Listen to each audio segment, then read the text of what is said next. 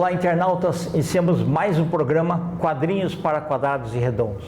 O programa está espetacular porque nós trouxemos aqui uma pessoa ímpar, um desenhista, roteirista, daqueles que a gente admira muito.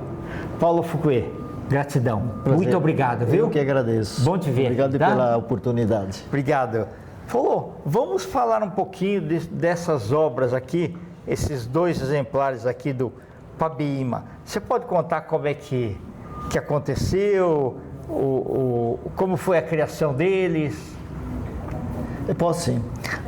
O Pabeima foi criado em 1967, porque quando a editora abriu as portas em 66, certo. Eles me chamaram para fazer uma revista tipo Tarzan, né? Que é o Tarum.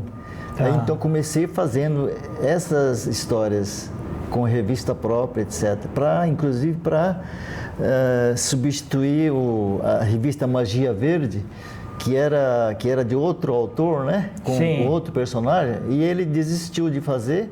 Então o título ficou sem um Desenhista. sem um desenhista. Então o Minami me chamou para criar um personagem mais ou menos parecido para poder colocar nessa revista. Então nós fizemos o Tarum. Logo em seguida, algum tempinho depois, eles queriam lançar na onda do super-herói, né? Que estava tendo na época, eu queria um super-herói. Aí criei os super-heróis, né? Ok. Aí eu comecei a desenhar. Logo em seguida, eles apareceram com o projeto do Pabeima, que era do Nelson Cunha, Sim. que inclusive colaborava com o Edrel. E a época eles acharam que devia aproveitar a onda do super-herói e criar o nosso Pabeima, né? Aí comecei em 67 a fazer as primeiras histórias que estão aí nesse primeiro volume. Certo. Né? E ele é um imortal, é isso? Um super-herói imortal. É um super-herói imortal. Aqui conta toda a história, desde que ele foi criado, oriundo de uns alienígenas que imigraram para a Terra porque o planeta deles ia se acabar, né? Então eles procuraram um planeta pelo espaço e encontraram a Terra, fizeram as observações científicas e acharam que a Terra era um planeta habitável, né? Então eles mandaram nave com um monte de cientistas para ver se podia verificar o planeta Terra, para ver se poderia eles imigrarem para salvar a raça deles, né? E assim começa a história dessa forma. Que legal. E o Pabeima é um herói que tem voltado para o bem. É só para o bem. Bem. Um herói que está assim, ele está policiando o planeta Terra. O planeta, inclusive porque começou a surgir uma série de problemas com pessoas do mal, né? Então estava criando. Então, como na época existia a Guerra Fria entre Estados Unidos e a Rússia, é verdade. Então ele foi encaixado uma narrativa sobre essa disputa, né? Então o Nelson criou uma narrativa assim, contando que cada país estava querendo criar cientificamente um ser que pudesse resistir a qualquer tipo de guerra que houvesse, né? Então começaram a criar seres misto de águia com pessoas, né? Tá. Lagarto com pessoas, né? Urso, né? E a Rússia começou a fazer a mesma coisa. E fizeram cruzamento genético e apareceram seres meio homem e meio águia, meio homem e meio urso, né? Com poderes. Com poder, mas nem tanto poder, porque houve erro de ciência que na Rússia os caras eliminavam o erro da ciência, então saía tudo deformado, né? Assim, o antropomórfico, né? De águia com coisa, saía com asa torta, saía aleijado, né? Sim. Então a Rússia eliminava. Estados Unidos, por sua condição religiosa, não eliminava e deixou crescer. Então, o que aconteceu? Aí juntou uma série de seres, assim, tudo deformado, né? Aí começou a haver uma guerra entre eles e os que eram considerados mutantes normais, homem com cara de homem, mas com asa, por exemplo, de águia, né? Então era considerado normal. Um ursulino é um cara musculoso, com orelha ou alguma coisa semelhante ao urso, mas não deixando a característica humana, né? Então era considerado normal. E os que era diferente era considerado anormal, né? Seres descartáveis, né? Entendi. Que no fim acabou sobrevivendo, aí começaram a criar série de problemas, conflito entre eles, querendo dominar um ao outro, e a Rússia e os Estados Unidos queriam dominar alguns lugares frios que o homem não aguentaria, por exemplo, ou no fundo dos mares. Então eles queriam colocar esses mutantes misto de tubarão para ver se eles conseguiam sobreviver no fundo do mar, né? E assim dominar a terra, mar e ar, né? E outros planetas também. O roteiro muito avançado para a época, né? O roteiro é completamente místico e super avançado. O Nelson tinha muita criatividade. Ele era muito ligado à coisa mística, né? Então ele gostava de pesquisar ficção científica com coisas do índio brasileiro, né? Feitiçaria ou sei lá, essas coisas. Então se criou esse tipo de herói com todas essas características misteriosas, né? E assim foi se desenvolvendo e os mutados os generais deles lançavam desafios para ver quem era mais forte. Aí as histórias contam aí o rapto do Pabema, que foi levado para a Rússia ou para outros lugares para lutar contra esses mutados do inimigo, né?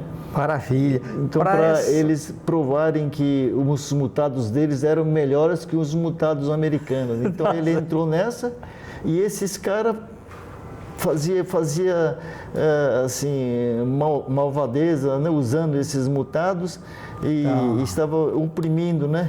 Sim. Então, Pabema entrou para resolver de forma pacífica. E os prisioneiros que eles faziam, que eram políticos, né? Entendi. Ele levava para Manaus, onde tinha uma sede de acolhimento a esses mutados perseguidos, né?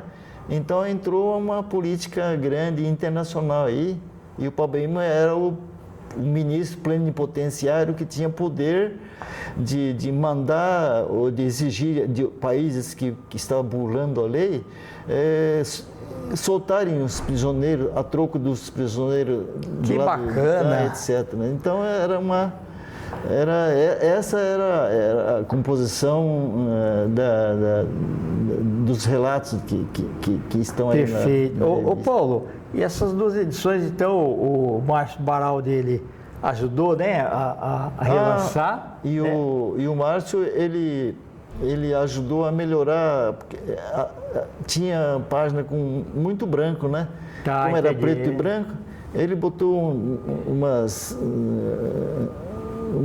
retículas cinza, né? Então, entendi. E a coisa valorizou ficou muito bonita. É verdade. E foi publicado pela editora muito bom. Criativo, né? Tá. E o pessoal encontra esse daqui na Comics, é isso? Tá aqui o endereço aqui, ó, aqui atrás, ó. Tá, onde? Isso, teu? Aqui, ó. Ah, tá. Livraria aqui são Criativo. Minha autoria. Livrariacriativo.com.br. Isso. Tá perfeito. Quem quiser. Ô Paulo Fucoia, vamos falar aqui desse novo projeto. Eu queria que você explicasse. É um layout, Tá. está no layout, é um tributo à KF-17. É sobre meu filho, chamava Alexandre Koshite Fukui. Ele tinha 17 anos quando aconteceu o acidente, por isso tem o KF-17. Ok. É a saga de Shank é o nome dele. Um herói nunca morre, por várias razões. Certo. Então ele foi batizado, a KF-17 foi batizado de Peter Chan. Ok. É uma alusão a Peter Pan, Sim. que era um menino que não queria crescer. Não queria né? crescer, exatamente. Então, como ele também não cresceu, além dos 17 anos, então eu associei e então ficou sendo Peter Chan um nome bastante sonoro, né? E ele foi desastre automobilístico também? Oi? O dele foi desastre automobilístico? Foi num acidente à noite. O rapaz estava dirigindo o carro, ele bateu o carro no poste, acho que era 5 horas da madrugada. Eles foram numa formatura da minha filha, né? Puxa e na vida. volta aconteceu essa coisa aí. Aí ele ficou 3 dias de coma e faleceu. Aí aconteceu uma série de coisas. A outra minha filha também. Tinha cinco pessoas no carro, a polícia, depois da batida, alguém deve ter avisado, eles cortaram a parte de cima, tiraram a tampa do carro para tirar as pessoas de dentro. Foi Entendi. um acidente muito feio. Tá. O poste entrou quase 1 metro dentro do carro. Nossa, Né? entendi. O motorista, o namorado da minha outra filha, morreu na hora. O meu filho estava atrás, bateu a cabeça no banco da frente, não estava usando o cinto de segurança na parte de trás. Entendi. Se ele tivesse usando o cinto de segurança, com certeza ele não ia bater a cabeça no banco da frente e talvez tivesse escapado, né? A minha outra filha também não estava usando o cinto, ela escorregou debaixo do carro, quebrou a perna, quebrou o braço, quebrou todo o maxilar aqui, ó. E a outra, minha sobrinha que estava do lado, ela no tranco, bateu o ombro e quase estragou o ombro. A minha filha, na batida da prima, o banco dela virou e estava com cinto de segurança, estava enforcando. Mas o menino já tinha morrido na hora, o motorista. Aí parece que passou uma pessoa, nessa hora, providencialmente, o cara parece que era desenhista, alguma coisa, ele tinha um estilete e viu aquela cena lá, foi tudo rápido, né? Ele cortou o... Que bom, graças a Deus. O cinto de segurança da minha filha, que estava com o banco tombado, né? Sim. E o cinto lá. E depois ela relatou que parece que ela saiu do corpo. Olha só, parece que viu toda a cena. Aquela coisa que acontece, né? Quando dá essas coisas súbitas, né? Parece que a alma da pessoa sai do corpo, né? Então eu acredito que tenha acontecido isso, né? Então ela viu toda a cena. Aí a polícia chegou, cortou e levou todo mundo na UTI e tal. Tá depois certo. tem uma história muito comprida, muito complicada. Tá certo. Aí, como ele não sobreviveu, então o Baraldi, sabendo dessa história, falou: Paulo, escreve a história do seu menino aí que eu vou publicar. Tá, então bacana. eu escrevi desde o início. Desde quando ele estava na barriga da mãe, Que naquela bacana. época que ela estava de 7 meses dele, onde começa a história? As coincidências. E eu estava preso, acusado de ter publicado um artigo que o pessoal não gostou. Falou: não, esse artigo não está legal, vamos pegar esse cara. Aí foram me prender na editora que eu estava, às 7 horas da noite, estava trabalhando. Que absurdo. Nós vamos ter várias entrevistas suas, Paulo. Como o pessoal acessa você? Você não tem Instagram, né? Não tem. Você tem aí algum outro... Eu não sei mexer, eu sou zero mexer. Tá bom. Não sei nada. Tá bom. Pessoal, então, só para concluir, aí a minha mulher foi saber o que estava acontecendo para me liberar, né? Eu estava sob custódia de 72 horas, 3 dias, né? Então, no primeiro dia ela estava com o menino, né, de 7 meses, Aí, então estou contando que ele presenciou a minha história, né? Desde que estava Puxa vida, interessante. na barriga, né? Então, por isso, tem uma coisa muito mística até chegar nessa idade, né? Tá Então, certo. mostrando toda a passagem dele. Maravilha.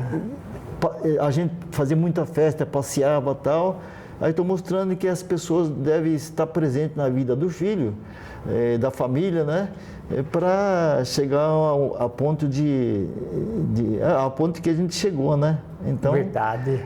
é uma mensagem Tá de bom. otimismo para as pessoas. Sim. Paulo, gratidão, viu?